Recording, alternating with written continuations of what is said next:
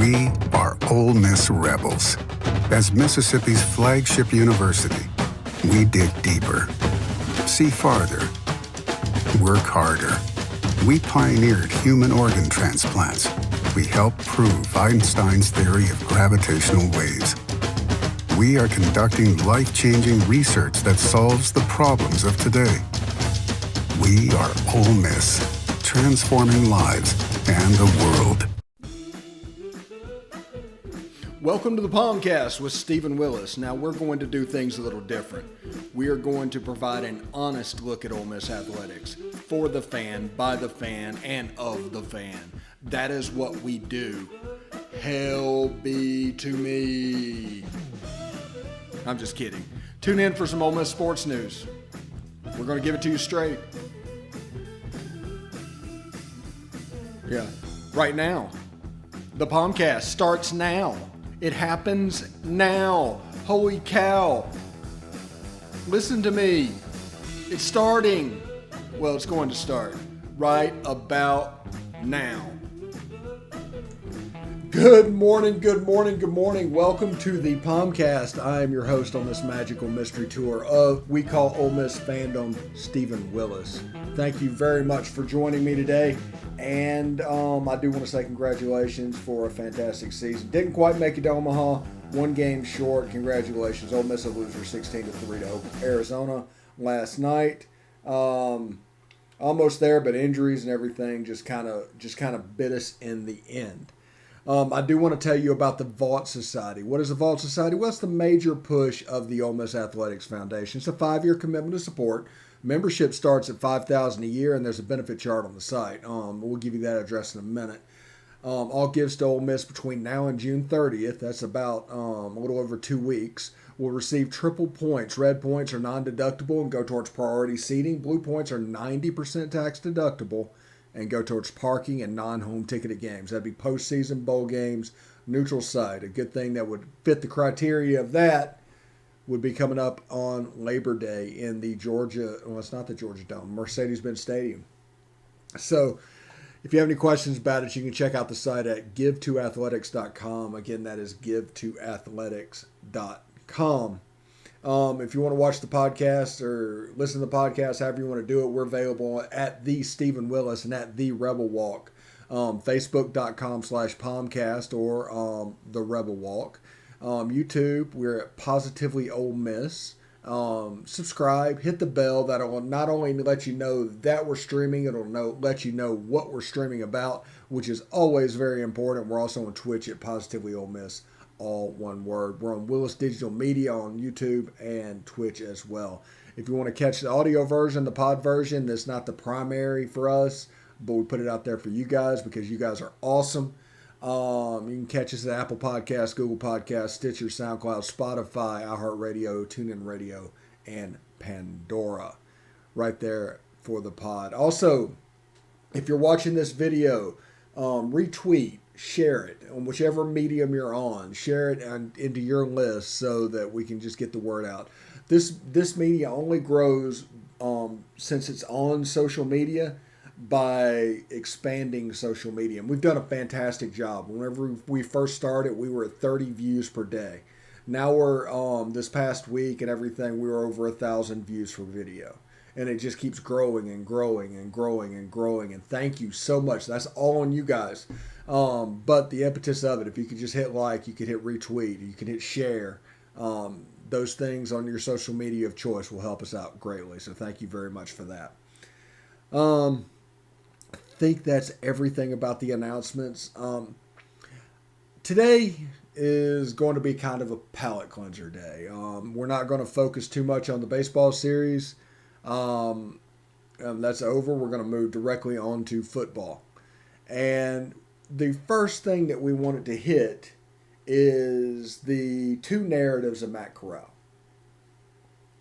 The first narrative that you will hear from, this is the same people giving these narratives. It's not going to make any sense. Don't expect it to. That list him as a unanimous player of the year candidate in the SEC. First team All-SEC quarterback. Offensive player of the year. you'll see stuff like that. You see all the mad numbers, all the crazy numbers, and they put them in there. And the other narrative is, despite all of that, we're going to put Bryce Young ahead of him in the Heisman. We're going to put JT Daniels ahead of him in the Heisman.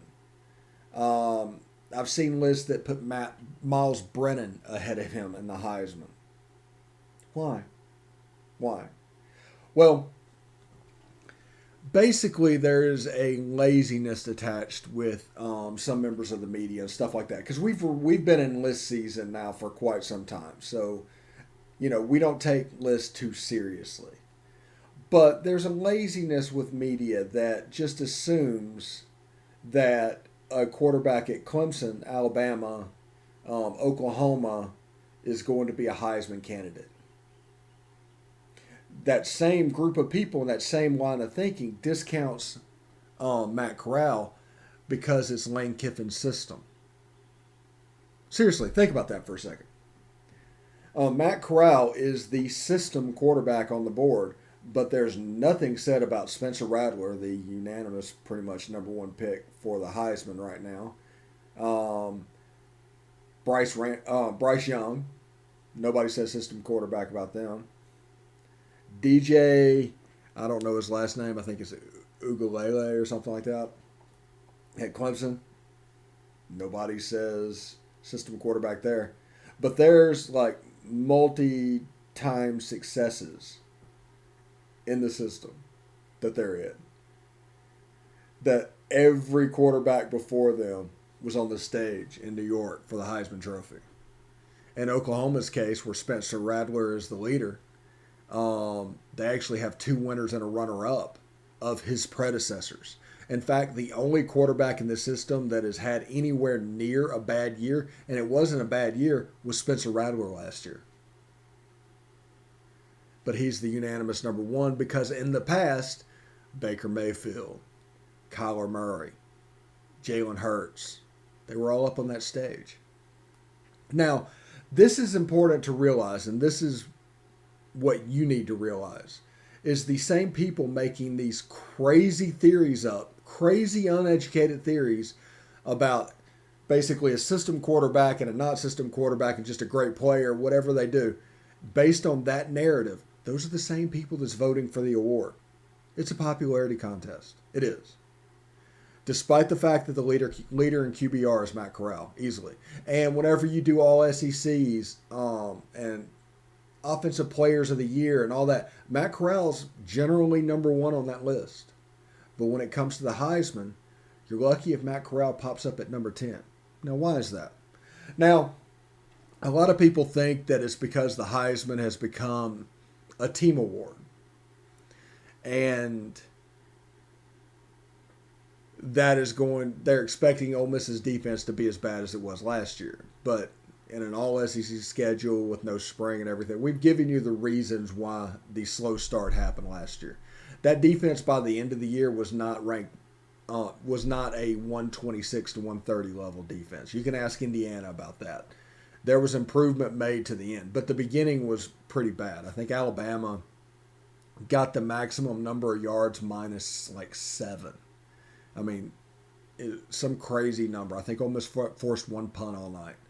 But that was because no spring, regular fall practice, no time to vet people via film inside your system. There was some personnel issues that was brought up in the beginning, and you just had to play your way out of it. And by the middle of the season, it started to click. And this year, it should start to click as well because of guys like Jacob Springer, of guys like Otis Reese. Those guys are ready to kind of propel themselves. I can't wait until the opening game at Louisville. Cameron T did a preview of Louisville football the other day. It's down there. Watch that. You can see there's some questions. He expects them to be a middle of the pack ACC team. They're hoping for 6 wins. There's no Tutu Atwell. I mean, there's a chance for you to jump on them. They're in a holding pattern just like Ole Miss, so there's some similarity. But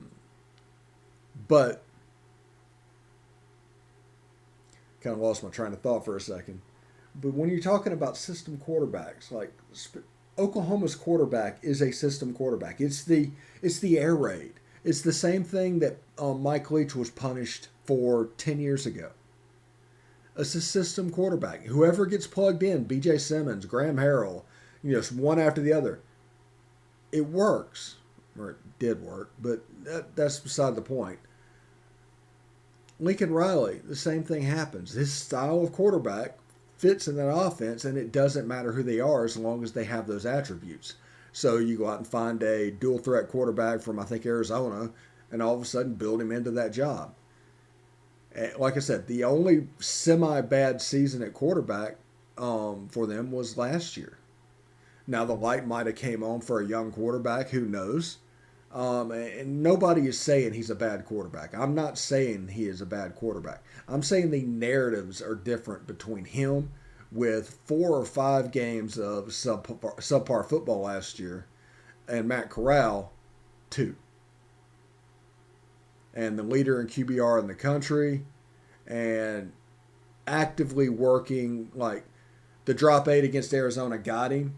He used his shoulders the next time later on the season. There's a wonderful video of Matt Corral going against it, the drop 8, being it to complete a deep ball to Elijah Moore. There's a lot of growth that is happening on the Matt Corral side. So I'm not, if he makes a jump like he did last year, he's the best player in the country. It's not even a debate. Everybody else can do whatever they want to do. They're not going to catch up with Matt Corral if he makes a jump to this year the way he made a jump to last year.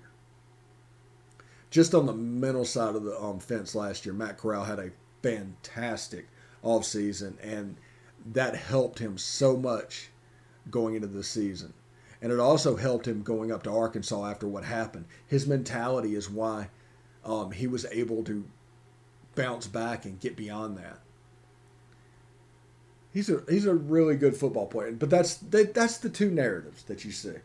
Whenever you do micro list, we'll call them micro lists because you're generally going to get writers in and around the SEC to do those lists. Matt Corral is showing up as the first team All-SEC quarterback, player of the year, all that good stuff. Whenever you're doing macro list, and that means let's look at the country as a whole and try and find the 10 best players to win this popularity contest award that people put a lot of stock in. Matt Corral falls down that list. Now you are starting to see him as like 10. But basically because of narrative, and this isn't because of fact, this is just because of narrative.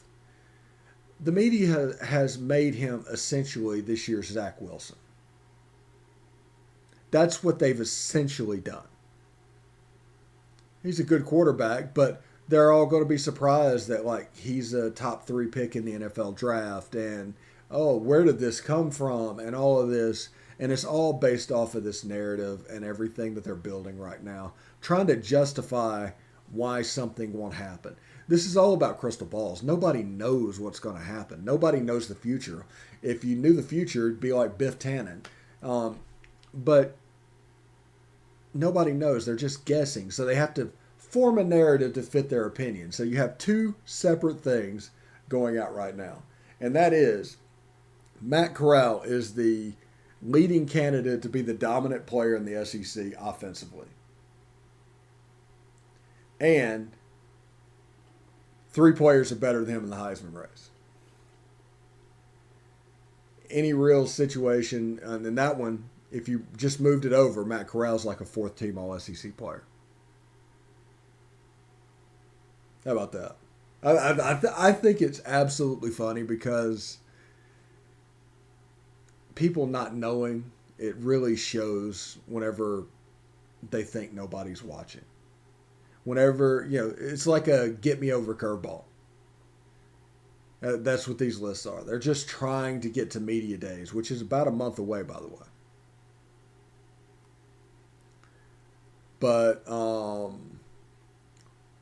let's see. Whenever we're going to go ahead and take a break. When we come back, we're going to tell you a little bit of what we have planned for football season, show-wise, and what we have planned, kind of helping out the Believe Podcast Network to bring them over to do a show on this channel.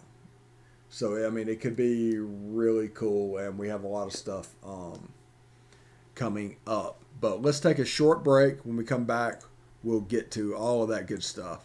Stick around. You want to answer that, don't you? I bet it's just killing you seeing the soft glow just inches away. Someone wants to tell you something or ask you something. Oh, come on, answer it already! Just so we're clear, that wasn't my fault. Next time, ignore your inner voice. Don't text and drive. A message from Florida's trusted choice independent insurance agents. Hey, this is Stephen Willis. I just want you to stick around a little longer. We're going to get back to the podcast right after these messages. Tonight, nearly 40,000 veterans across the country are homeless. These men and women have pledged to serve our nation, and now we must serve them. Landlords across the country have helped make significant progress in reducing veteran homelessness by making housing available, but there is more that we can do to bring our veterans home. Visit www.va.gov/homeless to see how you can get involved. And if you are a veteran and you are experiencing homelessness, please call 877-4AID-VET. Thank you. All right, welcome back to the POMcast on this Monday. I'm your host, Stephen Willis. Before we get started, I do want to tell you about the rebelwalk.com. They do a fantastic job. Evelyn and her team have experts for all the sports that are going on, and they provide a subscriber level experience for no money. It just costs you your time, and it is well worth it. So hit up the rebelwalk.com, give it a look. They helped us out with Chris Muller during all the baseball stuff. You saw the videos that were getting put out. They do a fantastic job. So hit them up and see what they're all about. All right, first segment of the show, we talked about Matt Corral and the two narrative that were built up about that. Now, I've got the Lindy's magazine because I enjoy the Lindy's magazine. Will Rogers and Matt Corral on the cover. I had to save my place. And the Athlon magazine. So we've officially hit that point in time of the year. Now, the reason I have them out is because this is the Heisman rankings. I just want you guys to follow that so you know what I'm talking about. Number 1, Spencer Rattler. You see a lot of previews. Most everybody goes to Spencer Rattler to win the Heisman. Next is DJ Uiagalelei. I think I nailed that, actually. Let me know if I got that right. Of Clemson. He has, 2 starts under his belt that he's completely done. I do think he was at Notre Dame. Number 3, Bryce Young, Alabama. Now, remember with Alabama with Mac Jones, there was not as much mop-up as there was previously. They trusted Mac Jones to go in the middle of the third quarter, late third quarter for Tua. They did not do the same thing to Bryce Young. Not saying Bryce Young's not a great quarterback, just letting you know. Sam Howell, North Carolina. 6'2", 225-pound quarterback. He's an air raid guy. He's a Jordan Ta'amu, literally. He's in that Phil Longo offense. JT Daniels, Georgia. I'm not 100% convinced that Kirby Smart's going to take his thumb off the offense to protect the defense. But that's there. De'Aaron King, Miami. I like De'Aaron. Good player. Keaton Slovis, air raid quarterback. Like I said before, remember whenever they do anything with the air raid system quarterback? There you go. Bijan Robinson, running back, Texas. He only ran for 700 yards last year. And it will be interesting to see once Sark gets in control, because that's at Norm Chowdhury, real similar to what Lane Kiffin likes to do here. Breece Hall, Iowa State. Why is he the number 2 running back on this list? And Matt Corral, Ole Miss. That's the top 10 according to Athlon. You'll also see the top unit rankings that they do. Ole Miss is number one at quarterback and running back in the SEC, him and Jared Ely, both magazines. Most accurate passer, Matt Corral. Strongest arm, Matt Corral. Best scrambler, Emory Jones. Honestly, I would say Matt Corral there too. There's just too much damage he does with his legs. Coolest in the clutch, JT Daniels. How do you know? How do you know? So, and they're calling Matt Corral as Offensive Player of the Year in the Lindy's book. So, the big games coming up in the fall. I'm just going straight out of this one, out of the Lindy's, involving Ole Miss Labor Day against Louisville.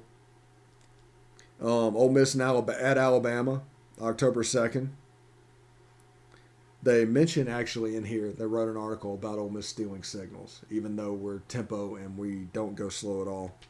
Ole Miss at Tennessee, LSU at Ole Miss, and Ole Miss at Mississippi State. It's like 6 games on this list.